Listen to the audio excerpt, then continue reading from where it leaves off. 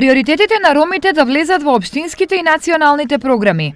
Ова е крајната цел на програмата Ромактет, која ќе се имплементира во период од 3 години, а има за цел да го подобри животот на ромите во заедницата. Во програмата се вклучени 12 општини во државата, меѓу кои 4 од регионот – Кочани, Виница, Берово и Штип.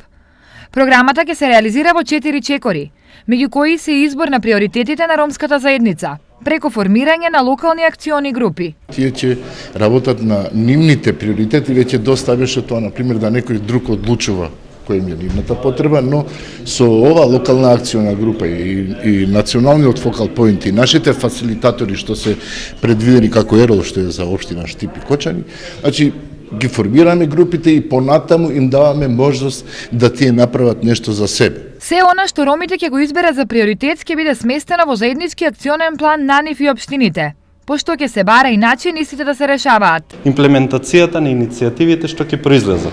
Ние во овој процес ќе подготвиме 3 видови на акции.